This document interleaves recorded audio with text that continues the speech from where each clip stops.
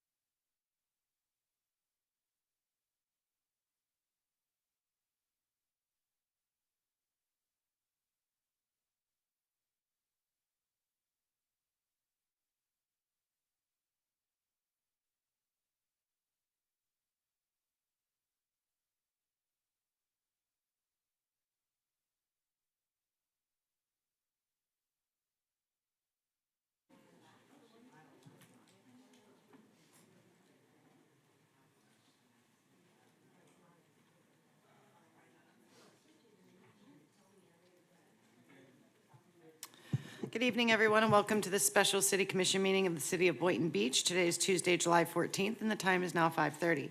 We will now turn to the city clerk for roll call.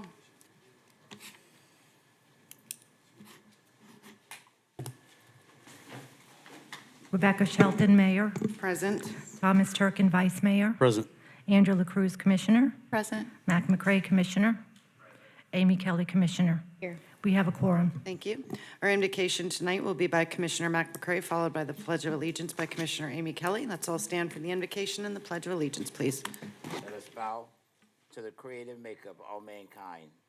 Here we stand before you in your presence, asking for your guidance, but most of all, asking for your leadership.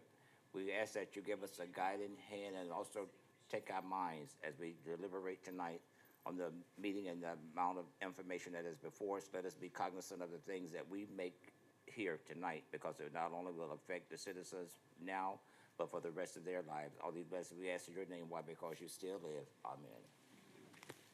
I pledge allegiance to the flag of the United States of America and to the republic for which it stands, one nation, under God, indivisible, with liberty and justice for all. We are now moving on to the agenda approval, additions, deletions, and corrections. Let's begin, am I right, with Commissioner Cruz? Nothing for me, thank you. Thank you. Vice Mayor Turkin? None, Mayor. Commissioner Kelly? No, thank you, Mayor. And Commissioner McCray? None, Mayor. If there's nothing else, we have a motion to approve the agenda. So moved. Second. We have a motion and we have a second. All those in favor of approving, say aye. Aye. All those opposed, say nay. Motion passes unanimously. We are now moving on to public audience portion of the agenda. A citizen may be heard concerning any matter within the scope of the jurisdiction of the commission. Speakers will be limited to 3-minute presentations. At the discretion of the chair, this 3-minute allowance may need to be adjusted depending on the level of business coming before the commission. If anyone would like to speak, please join us now.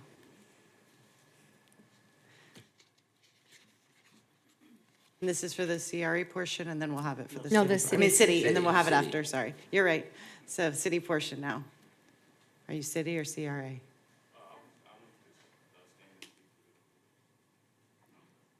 Well, we have a meeting, yeah. We didn't hear you. Just go. We're going to have it for both, so it's fine. Hello. So I'm 3 minutes, correct? Yes. Good afternoon, Commission. My name is Tayshawn Smith, and I am a resident of Boynton Beach. I am here today to raise awareness about transportation issues affecting people with disabilities, especially those who are visually impaired, blind, and cannot drive. Because of my visual impairment, I rely on Uber and other forms of transportation services to get to work and do daily tasks and responsibilities. Right now, I can spend about $30 a day to get to and from work, and sometimes, $30 a day to get to work, and then $30 sometimes to get home.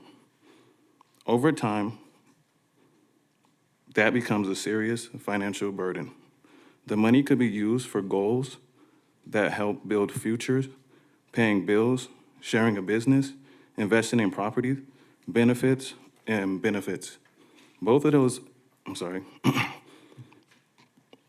benefits benefit both the individual and the community. Instead, a large portion of our income goes towards transportation so we can work and remain independent. The solution I would like to propose is a partnership with Uber.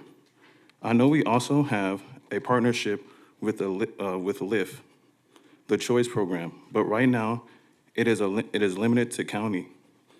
But I want to be able to continue. I want to make it county to county. I believe we should explore a rideshare service that connects West Palm and Broward together, because that would make transportation much easier for people like me and others. For example, if I live in Boynton and I work in West Palm, or if I need to travel into Broward County for work, current county-to-county systems create delays and extra stress. If I were using the Choice Program that Lyft offers, I might be able just to get to Boca, but I would still have to wait and arrange another ride share service just to get to Deerfield. in nearby locations where I need and wherever else I may need to go. That delay creates stress, wasted time, and makes it harder to get to work and have reliable transportation. I have spoken with other visually impaired and blind individuals who face the same challenges. This is not just my situation. It affects many people who are trying to, sorry. Go ahead. Thank you. Super nervous. Here we go. Together about explosion stations,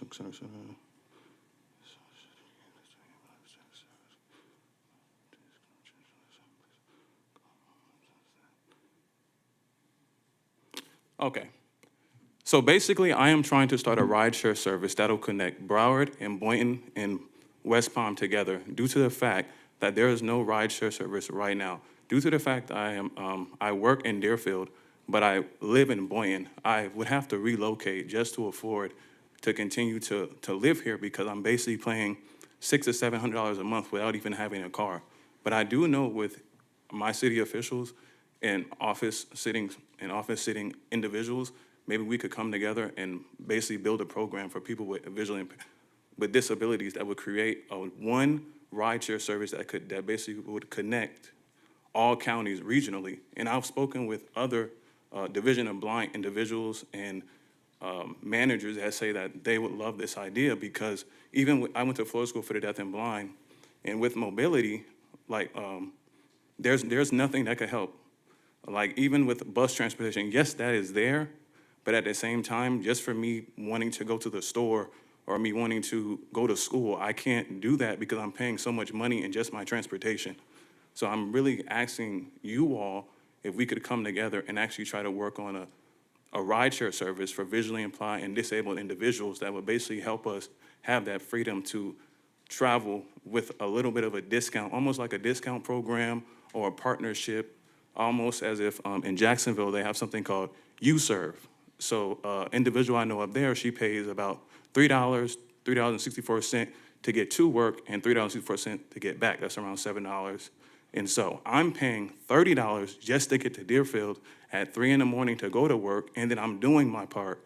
I'm catching the bus, I'm walking, I'm doing that extra mile to save those little coins so that I can still stay in Boynton Beach and not have to relocate somewhere where I would have to basically get familiar with. So basically, I'm here today to try to get you all support to see if we can come together and make that happen. Thank you very much. Thank you. Angel, could you get his contact information, please? Thank you. Ms. Rowe. Hello, everybody. Elizabeth Rowe. I live on 637 Oak Street in Boynton Beach.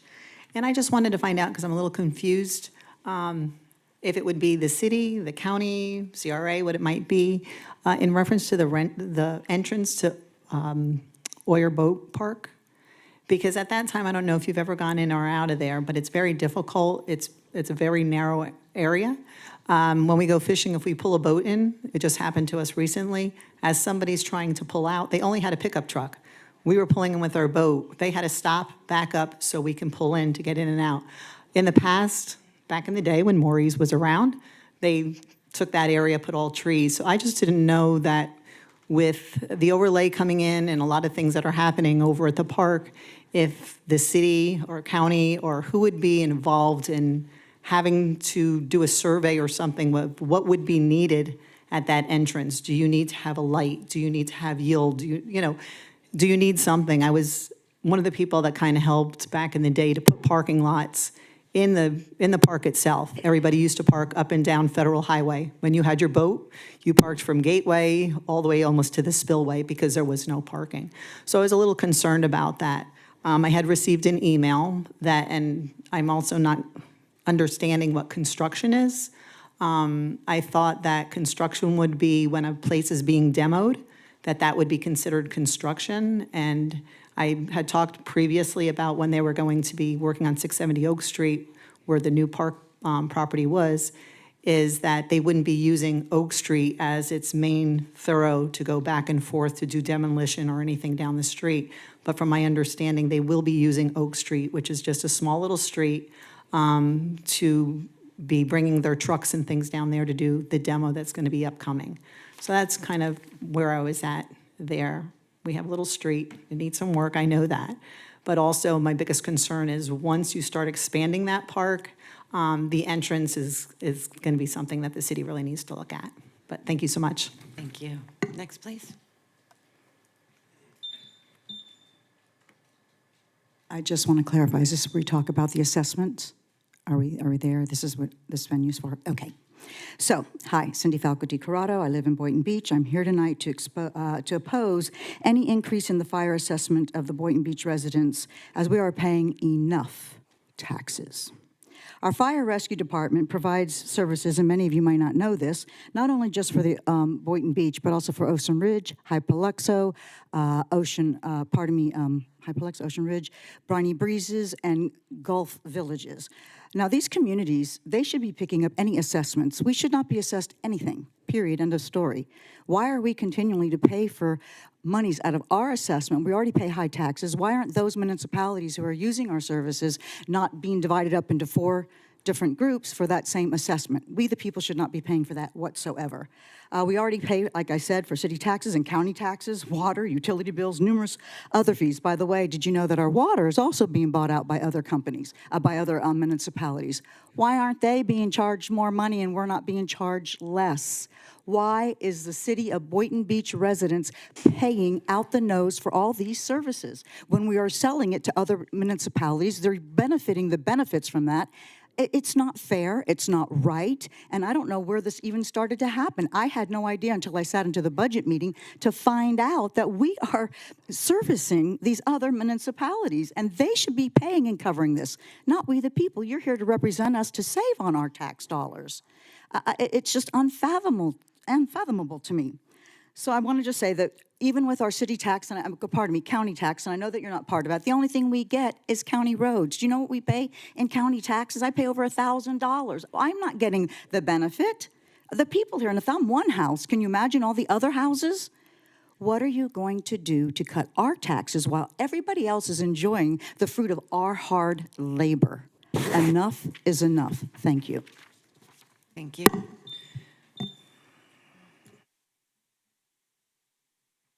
Good evening, Harry Woodworth, Boynton Beach. Just had a couple of comments. You're going to talk about the cost reductions further this evening. I would just ask that maybe we focus a little bit on a lot of spending is discretionary. I won't make a list, but you know where I'm coming from. And then there's mandatory, okay? If I want a new kitchen, that's discretionary. If the water heater's leaking, that's mandatory. We got things all over this city that were discretionary. Some of them worked out, some of them didn't. You're going to rip one out that's over behind a church soon for millions of dollars after millions were spent. Those kind of things maybe we could consider a little more. The other thing, it's going to sound a little strange coming from me, everything the same across the board for fairness isn't. There is communities in this city, there's people in this city that can withstand cuts more than others. There's departments that can withstand cuts more than others. I'll give you an example. You had an example at the budget meeting where somebody cut a tremendous amount out of their budget. They didn't buy a bunch of golf carts this year that they did last year. That's not a budget cut, okay? That's just discretionary spending that didn't happen this year. Maybe we could take the discretionary mandatory thing and then also the equity of it, I guess is the word I'm looking for, that you know, the cuts don't have to be the same across every department. They don't have to be the same across every community, that there are people in this city that can withstand some of these cuts to services or whatever. They're going to be better than others, and that there might be some consideration for that as you're discussing these things. And I get the budget stuff. That is what it is. Thank you. Thank you. Next, please. David Katz, I know the commission doesn't like to respond to those people, but I think Cindy needs to know, and I hope you don't mind me calling by your first name, that these other communities that get our water, they also pay a 25% surcharge on top of that. On top of that, and I think that's very important. That's a lot of money that comes into the city. The other thing is that recently there have been quite a few interesting articles in the Palm Beach Post about our city. And the author, this Chris Prasad, I found out that years ago he was in the field of journalism, and he left that to go work for the Palm Beach Post. Thank you. If there's no one else in the audience, we'll move on to online. No one. Mayor, there is nobody on. We have no one online, so public comment is now closed. We will now be moving on to item 2A. Staff, would you like to begin? Yeah, thank you, Mayor. Do you want to read it in? Catherine, you want to read Yeah, in? you want to read it in first? It's Read the a ro- resolution. You can read it Proposed- into the record if you like, Yeah. but it is a resolution. Okay. So that way people know what's going on. Proposed Resolution R-26-123, a resolution of the City Commission of the City of Boynton Beach, Florida, amending and restating Resolution Number R-26-110, relating to the provision of fire rescue services, facilities, and programs in the City of Boynton Beach, Florida, revising the estimated fire rescue assessed costs and estimated fire rescue assessment rates for fiscal year 2026-2027, describing the method of assessing fire rescue assessed costs against assessed property located within the City of Boynton Beach, directing the preparation of an assessment roll, authorizing a public hearing and directing the provision of notice thereof, providing for conflicts, supersession, severability, and an effective date. Thank you. Staff. Hello, Mayor, Vice Mayor, Commission, Alan Lawson, CFO. Briefly want to give an update of where we are during this special session around the rollback, fire assessment, and general budget overview. Where we are right now from a millage and fire assessment perspective is that the current millage is 7.775. What is being proposed right now is 7.4257, which is roughly a $2.7 million reduction to our constituents here in the city. The impact to the CRA as well is around $700,000. With that, the fire assessment currently stands at $145, and it's being proposed to be $170, which is roughly only $1.5 million impact. So the delta right now is around 1.2 that we're going to absorb into the budget, which I'll walk through on the next page. Just to make sure that we're all on the same page, here's the updated budget of the general fund. There is no change to what we have committed to presented you guys several weeks ago. That's not changing. There's some assumptions that have changed, as well as I want to walk through the COLA and ultimately kind of walk through the add backs that are impacting the budget, as well as any revenue and reductions in expenses that we are currently identifying through our continuous improvement. Right now, we have shifted our 6-month hiring freeze to 12. We've gone through, worked that with HR. That's going to add back a reduction of about 1.5 million.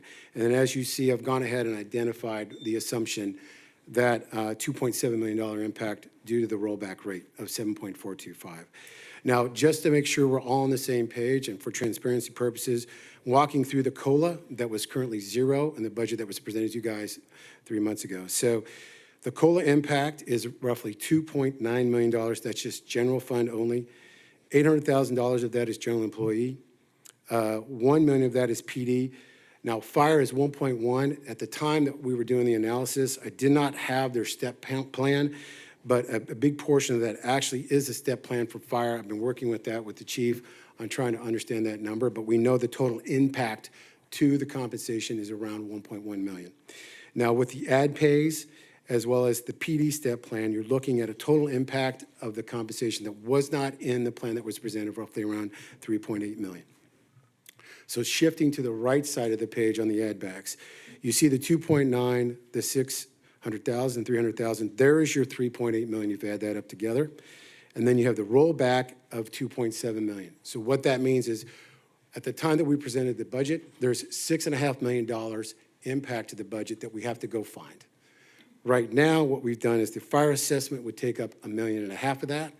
Below that, the vacancies that I showed on the left side of the page, 1.5. And then I have additional plan reductions that have been working with other departments, PD as well. I found right now about 1.7 million. What's happening is, what that means right now is the draw on the fund balance right now is sitting at about 1.8 million. We have $30 million sitting in our fund balance, but right now the impact would be drawing from fund balance of about 1.8 million. Next steps. So the next steps that we have is we are not stopping. Again, we talked about this during the original budget workshop. we continue looking at budget. Budget is not a 3-month exercise, it is a 12-month exercise. We are not stopping with that. The commitment is try to limit that exposure of the 1.8. I'm fairly confident that that will happen, but more work is still needed. And what we will do is that I will give updates to the commission as needed to provide transparency of when we hit that goal of reducing that exposure. But I'm confident that we will get there. Just a reminder that our first budget hearing is September 8th, and then on September 16th is our final budget hearing. With that, I'll take some questions.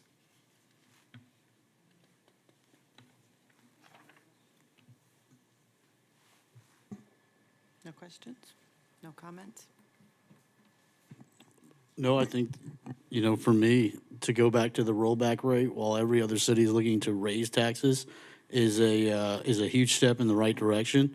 And, when you look at the fire assessment, there's no way I would approve it without an increase without doing this rollback. Because what that does is it gives a cost savings to every resident within the city, and those who have, those who maybe don't have the means are still eligible for that fire assessment waiver. But on top of that, they're going to pay less in their millage rate. And so for those who truly need that waiver and that relief, this hits those individuals in two ways. And then also there was a comment about mandatory spending and discretionary.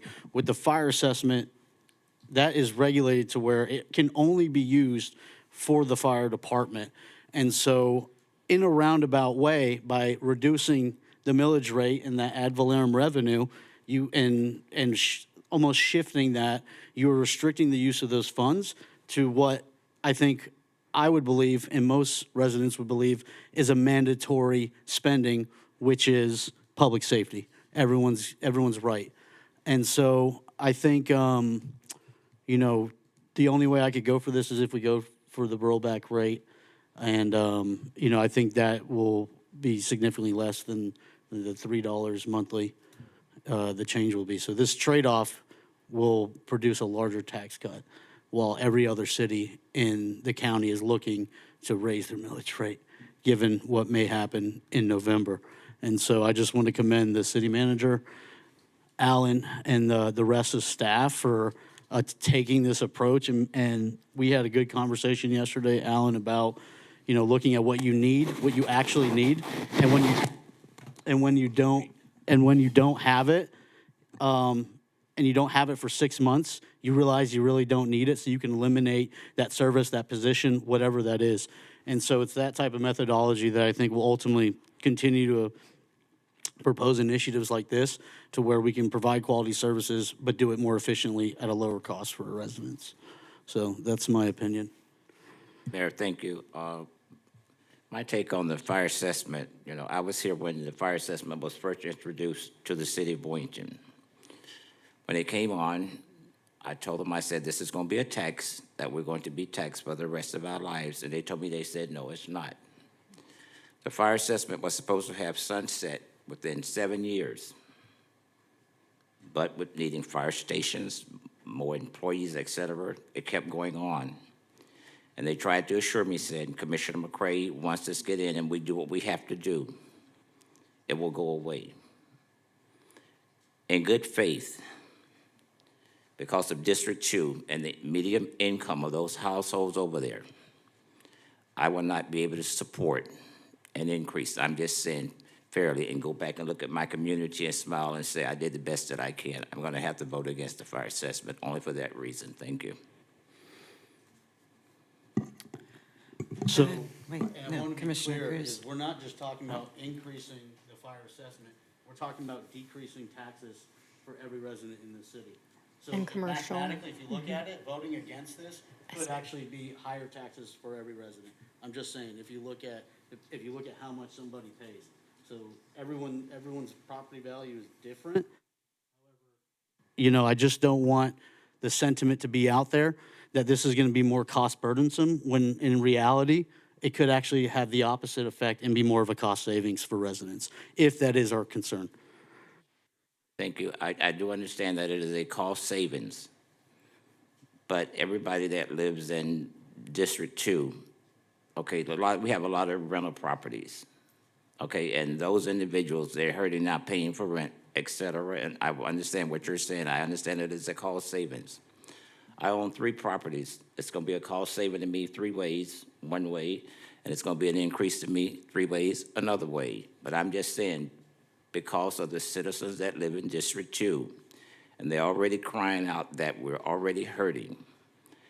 I can vote for the rest of this, but like I said, I cannot vote fairly and feel confident and go back and look at the citizens that said, well, we're gonna be hit with another $25. That's the only thing I'm saying. I know we waste money doing whatever we want to do, how we want to do it, but in good faith, ever since we had the fire assessment, and it's supposed to have sunset in 7 years, I have never supported it because of that reason. I'm gonna still have to hold true to what I've been doing. Thank you. Thank you. I'd be open to discussing and having another workshop to cut so we can get to the rollback rate. If we want to cut services to get there to produce a real tax saving for our residents, I will join you in that, and I will show up here any day, anytime, so that we can deliver an impact. And, Vice Mayor Turkey, you brought up a good point. I think it's very important that we also educate. We do have the waiver program. It's very important. I push it out, and when I have conversations with residents, if you are a resident that truly has a need and you just don't hate tax. I mean, nobody likes to pay taxes. I don't like to pay my taxes, but I pay my taxes because I like my clean water and my, fire to show up and my police department to show up when I need them. And I love the services that we pay for, and that's what our taxes are for. But, we do have a waiver system in place, and maybe we look at the waiver criteria and see if we can, change that up so that it does benefit more residents that truly have a need and they just don't want to pay the tax because they don't want to pay the tax or the assessment or whatever it may be. But if they truly have a need, we do have a mechanism for that to assist them when it comes to that. So maybe we look at, maybe at the next meeting, we can look at the waiver requirements and see if there needs to be any adjustments and see, what we can do, if anything, if they, how, and I would like to know, I know I asked this last year too, how many residents request waivers, and because I know that there is a scale that we can utilize to see, how many are asking for them? How many are we waiving and approving, and how many are we denying? And what those criteria are that we're denying, so we can see if there are adjustments to be made. So I think it's important to know if people are applying and their applications are not getting approved, what's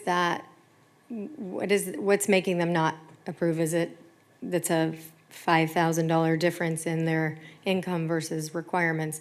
I'd be curious to see how that breaks down as well. Commissioner Kelly, just so you know, I approve all those. Every single one was accepted last year and the year before last. The criteria is pretty simple, and it's pretty consistent, the residents that actually do that. So none of them have ever been declined. We work with those residents, and I literally have driven out there to people's homes to make sure that the forms are filled out correctly. So we do whatever we can here for the city to make sure the constituents are taken care of. So nobody gets denied with that form's filled out. Right, and I think it also comes down to educating and letting our residents know, especially our most vulnerable, that there is this opportunity out there. And so whatever we can do as a city to make sure that we are reaching that community, when they don't, maybe it's the ones that, are late to pay their utilities and we know they're in, a certain age bracket, maybe we can just, make sure we're educating them too. Thank you. Excuse me, I do need to say something in regards to this, assistance that people give. I know it's in there, but you did not answer the question that Commissioner Kelly asked. You said how many for the last couple years came before you all and asked for a waiver? It's not as lot as you would think it is. It's actually, I'm very surprised at how low it is on the request. I can get that number for you at that's sitting on a desk out there, because we're actually starting to make the count now to truly understand what the impact is. But I can get that for you by this week.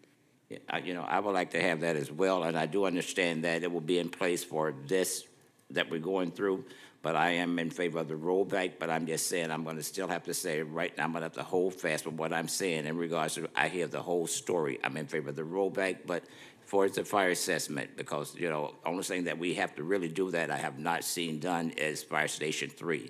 the replacement of that. I know that that's gonna be one of the reasons, but I'm just saying, if you give me information in regards to the fire assessment, at the next meeting, I could say I vote for the entire thing, but right now I can only vote for the rollback, and I'm gonna have to stand, right now, not voting for the fire assessment until I get some more information. Thank you. Fair enough. Okay. No, there needs to be a vote this evening with respect to the proposed resolution because you're setting what would otherwise be the maximum rate. But that doesn't finalize the rate. Correct. You have a final hearing in September with respect to the fire assessment, and you'll have 2 hearings in September regarding the final millage rate. But what goes out on the trim notice will be the millage rate that you adopted at your budget hearing on the 30th, and either the fire assessment rate that was adopted that date, or if it's changed this evening.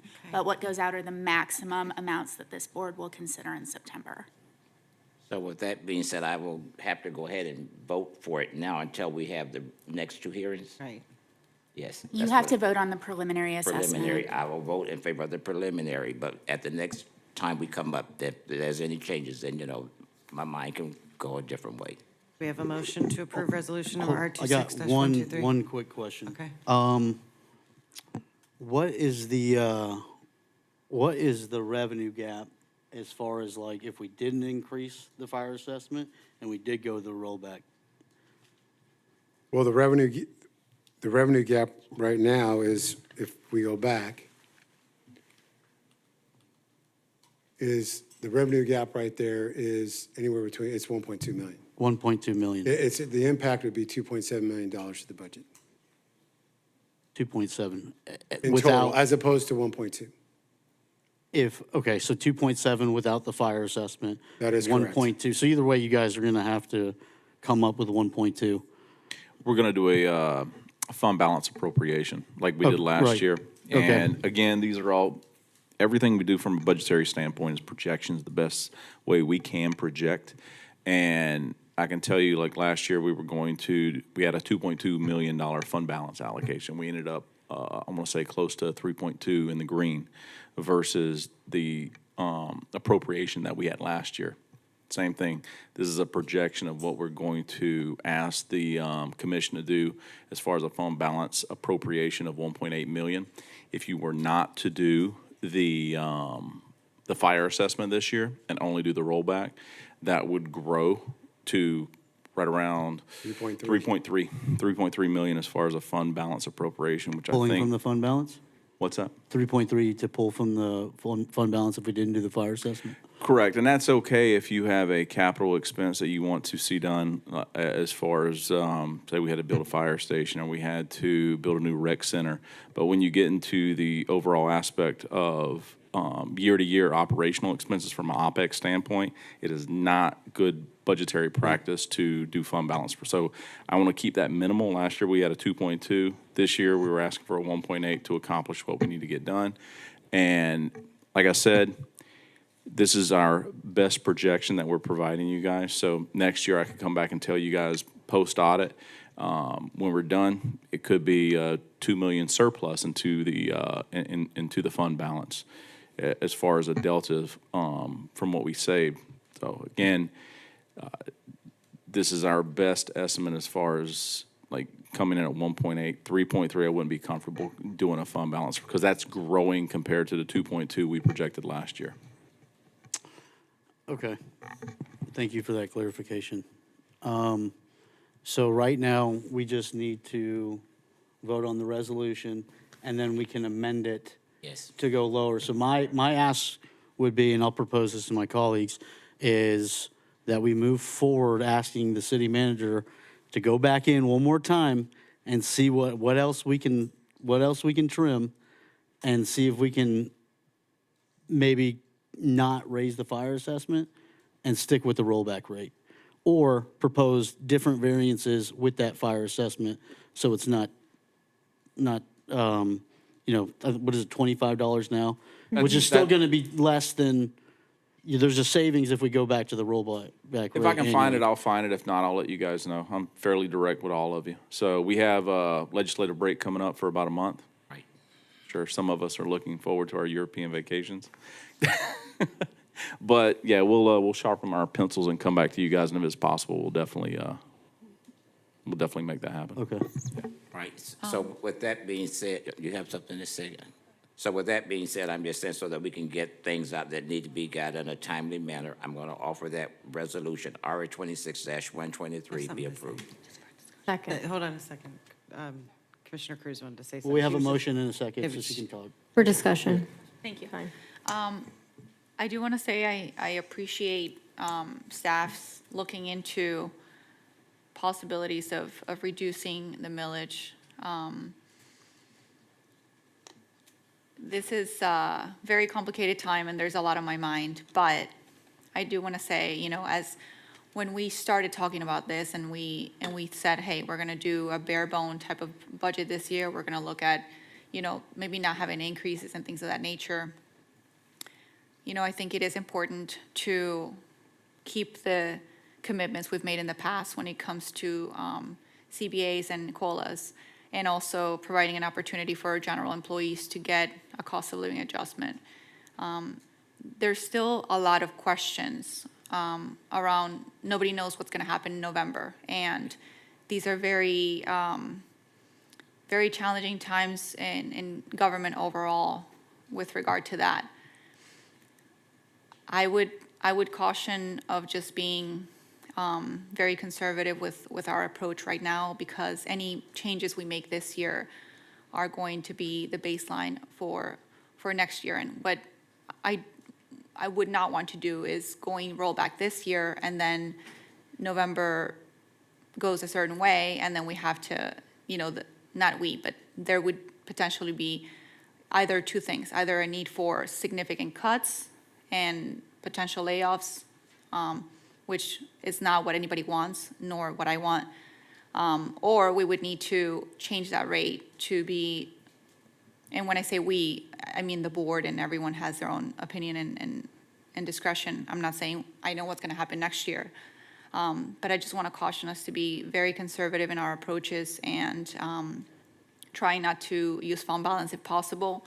When it comes to the cost of living adjustments, I do wanna ask, you know, what can we do? Are there any other opportunities for reductions? You know, since we do want to honor the CBAs and we do want to provide that 3% for staff overall, in addition to the CBAs, what can we do to reduce that number from 1 million to less? What can we find? I do want to ask for us to look for trimming more fat from somewhere else that we can. I think we can do it. I don't see why we couldn't. And, you know, thankfully, we're not in a, you know, catastrophic point yet, but we do need to do that exercise. And I would like to see where else we can decrease, because we are looking forward to having those, you know, cost of living adjustments. Like, where can we make some more, I don't want to use the word cuts, but where can we trim some fat from, you know, both of your budgets in a different place so that we can take care of our staff? That's kind of where I'm coming from. Thank you. Thank you. Alan, real quick, I feel like your last slide kind of touched on, and you touched on it very briefly, that you were going to continuously look at different ways to bridge that gap. Did I 100%. misunderstand that? No, Okay. 100%. So to get what Commissioner Cruz was saying is that this effort is not stopping, right? There are ways, there's money, right? I mean, we've kept the budget flat already year over year, which is the first time in the history of the city that's ever happened. There are ways to make sure that our contracts, that our vendors are giving us the price that they guarantee. I work with Andrew R. to make sure that that happens. You'd be surprised what tries to slip by the goalie.